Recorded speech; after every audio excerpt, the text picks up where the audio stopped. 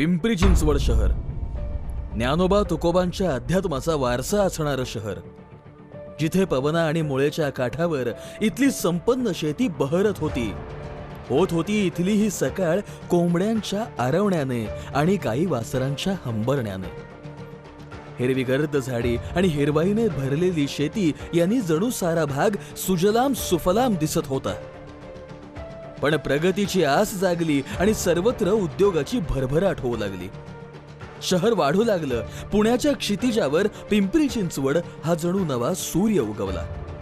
नव्या नव्या कंपन्या येऊ लागल्या, वसाहती वाढू लागल्या, प्राधिकरण आलं, नवे डेव्हलपमेंट प्लान तयार होऊ लागले आणि या सगळ्याचा परिपाक म्हणजे या औद्योगिकरणाच्या लाटेमध्ये इथल्या पर्यावरणाची रीतसर हानी होऊ लागली. हा सर्व बदल एक तरुण तटस्थपणे पाहत होता. पांडुरंग गरसुण गुरुजींबरोबर त्यांच्या स्वच्छ पर्यावरण सुंदर पर्यावरण या चळवळीमध्ये काम करीत होता. मधल्या काळात त्यांनी बजाज कंपनीमध्ये काम करण्यास सुरुवात केली. माहिती अधिकार अधिकारी म्हणून पुणे जिल्हा पातळीवर उपाध्यक्ष म्हणून देखील काम केले. 2008 रोजी त्यांनी व्हीआरएस घेतल्यानंतर दुसऱ्याच दिवशी सकाळी नदीपात्रावर ते फिरायला गेलेले असताना हा नदीकाठचा बदल पाहून तो तरुण हादरला आतून बाहेरून. आणि मग उभी राहिली एक चळवळ, पर्यावरणवादी झंझावाताची चळवळ, राजू सावळेंची. पिंपरी चिंचवड महानगरपालिकेनं आम्ही वाट धरली विकासाची, पण हे करीत असताना त्यांनी केली पर्यावरणाची हानी. पण मग उभा ठाकला एकच माणूस, राजू सावळे. आजवर महानगरपालिकेवर व संबंधित विभागाच्या अधिकाऱ्यांवर त्यांनी विविध गैरकृत्यांचा विचार करता सुमारे 100च्या वर केसेस केल्या आणि त्यातल्या 58 केसेसचे निकाल हे त्यांच्याच बाजूने लागले आहेत. तर उर्वरित केसेस या अजूनही निकालाच्या प्रतीक्षेमध्ये आहेत. सांगवीमध्ये झाडे तोडणाऱ्यांवर राजू सावळेंनी कारवाई केल्यानंतर आज तेथील कोणत्याही झाडाला हात लावताना भले भले घाबरतात आणि हेच वास्तव आहे. या संबंध सुमारे 20 वर्षाहून अधिक काळ केलेल्या व आत्ताही चालू असणाऱ्या या चळवळीमध्ये त्यांना अण्णा हजारे, मेघा पाटकर व अरुण भाटिया यांची साथ लाभली. वाढत्या लोकसंख्येचा विचार करता झाडांच्या कत्तली रोखण्यासाठी पालिकेकडे त्यांनी विद्युत शवदाहिनीचा प्रस्ताव ठेवला. हा प्रस्ताव मंजूरही झाला, मात्र तो सुरळीत चालू ठेवण्यासाठी देखील त्यांनी सातत्यपूर्ण प्रयत्न केले. त्यांचा केवळ झाडे, वेली, नदी असाच पर्यावरणविषयी कार्यानुभव आहे असे नाही, तर सांगवीमधील सुरू असलेला वेश्या व्यवसाय बंद करण्यामध्ये सुद्धा त्यांनी महत्वाची भूमिका बजावली. अनेक वर्ष प्रलंबित असणारा गार्डनच्या जागेचा प्रश्न त्यांनी आंदोलनाच्या माध्यमातून सोडवला. गार्डन तयार झालं होतं, पण उद्घाटन लाल फितीमध्ये आणि श्रेयवादामध्ये अडकलं होतं. मग राजू साबळेंनी हेच उद्घाटन पूर्णतः मनसे स्टाईलमध्ये केलं व आंदोलनाची फलनिष्पत्ती झाली. सांगवीला लाभलेल्या नदीपात्रामधील जलपर्णी काढण्यासाठी नेहमी पालिकेकडे अर्ज मागण्या होत असत. पण मग हळूहळू राजू सावळेंचा या प्रश्नी दबदबा वाढत गेला आणि आता या प्रश्नी पालिकाच राजू सावळेंकडे धाव घेते. कारण 2003 पासून या जलपर्णी प्रश्नावर त्यांनी सातत्यपूर्ण काम केलं आहे आणि माध्यमांनी त्याची दखल सुद्धा घेतली. महापालिकेच्या कार्यालयासमोर आम्ही गेटवरती जलपर्णी फेको आंदोलन केलेलं आहे. तरी आजही महापालिकेला जाग आले नाही, तर आम्ही याच्यापेक्षा तीव्र आंदोलन करून याच्यात दखल घ्यावी आणि याच्यापेक्षा तीव्र आंदोलन होईल याची प्रशासनाने दखल घेण्यात यावी.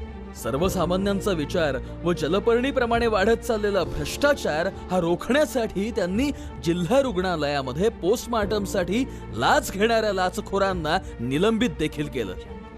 गोरगरीब जनतेची मरणानंतरची मुस्कटदाबी थांबली. जिल्हा रुग्णालयामध्ये पोलीस चौकी असावी ही मागणी 40 वर्षांपासून प्रलंबित होती. ही पोलीस चौकी बसवून घेतली. सांगवी तलाठी कार्यालयामध्ये महानगरपालिकेचा अधिकारी हा तलाठी म्हणून काम करीत होता व विविध कामांसाठी येणाऱ्या नागरिकांना लाचेच्या माध्यमातून लुबाडत होता. पुन्हा एल्गार झाला व राजू सावळेंनी त्याला घरी बसवलं. सांगवीतील कर संकलन कार्यालय दुरावस्थेमध्ये होते, त्याचे नूतनीकरण करून घेतले. एक आदर्श नागरिक असणारे व चाणाक्ष असणारे राजू सावळे पालिकेने एक नामफलक असतानाही चौकात चौकात व अनेक ठिकाणी नव्या कंत्राटाच्या माध्यमातून नवीन फलक बसवले होते. ही जनतेच्या पैशाची उधळपट्टी कशाला? राजू सावळेंनी ही गोष्ट महानगरपालिकेच्या निदर्शनास आणून दिली आणि योग्य कारवाई करण्यापर्यंत या प्रश्नाची तड लावली. गणेशोत्सव, अखिल मराठी जनांचा उत्सव, पण शितोळे नगरमध्ये रखडलेला रस्ता निवेदन देऊन पूर्ण करून घेतला. महानगरपालिकेच्या गरीब सफाई कामगारांचे वेतन त्यांना मिळत नव्हते. तो प्रश्न सुद्धा त्यांनी तातडीने सोडवला. या आणि अशा सुमारे 2000हून अधिक प्रश्नांवर त्यांनी काम केलं आहे आणि अशा अनेक समस्यांवर केलेल्या आंदोलनामध्ये त्यांच्यावर गुन्हे देखील दाखल झाले. पण मग आता स्पष्टच बोलायचं तर अनेक हापमर्डरचे आणि तत्सम गुन्हे असणारे अनेक उमेदवार तुम्ही डोळे झाक करीत आतापर्यंत महानगरपालिकेला दिलेत. मग आता सांगतोय, या माणसाला निवडून द्या.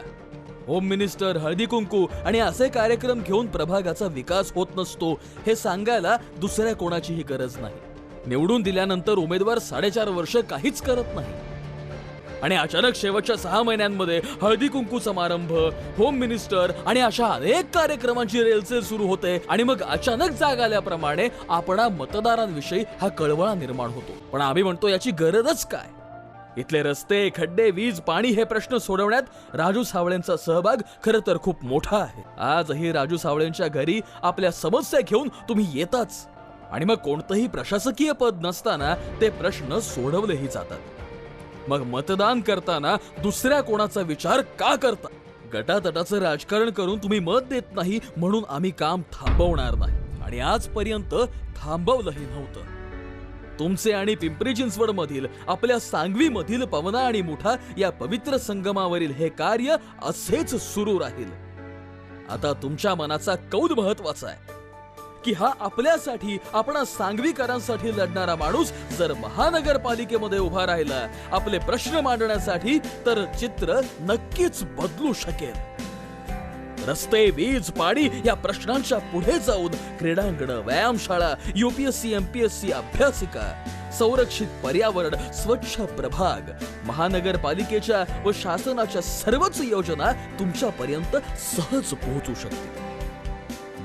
चला आता मनाचा निर्धार पक्का करा आणि निवडून द्या राजू सावळेंना, कारण हा मदतीचा हात कायम झटत राहील तुमच्यासाठी. हा हात मदतीचा, हा हात नवनिर्माणाचा. उद्याच्या सुदृढ, सुसंस्कारी, दहशतमुक्त समाज व्यवस्था घडवणारा फक्त आपली साथ हवी आहे. लढतोय फक्त तुमच्यासाठी. प्रभाग क्रमांक 32 मधून, ड गटातून, सर्वसाधारण पुरुष गटातून राजू सावळे हे निवडणूक लढवित आहेत. गरज आहे ती तुमचं मत या आपल्या माणसाला मिळण्याची. तेव्हा इंजिनासमोरचं बटन दाबून राजू सावळेंनाच बहुसंख्य मतांनी विजयी करा. विजयी करा महाराष्ट्र नवनिर्माण सेनेला. कारण आज राजू सावळेंना, आज राजाला तुमची गरज आहे. उठा उठा उठा उठा आभाळ फाटले, आभाळ फाटले. उठा उठा उठा आभाळ फाटले, पडव्याच्या आगीनं रानसार पेटलंय. आभाळ फाटलंय, पडव्याच्या आगीनं रानसार पेटलंय. झालाय राख बघा देश सारा, तोंड दाबून बुक्यांचा वर मारा. हो झालाय राख बघा देश सारा, तोंड दाबून बुक्यांचा वर मारा. समुद्राच्या पोटातलं पाणी आटलंय. वेढा पडलाय गनिमांचा, आता शत्रूला मात द्या. तुमच्या राजाला साथ द्या, तुमच्या राजाला साथ द्या, तुमच्या राजाला साथ द्या, तुमच्या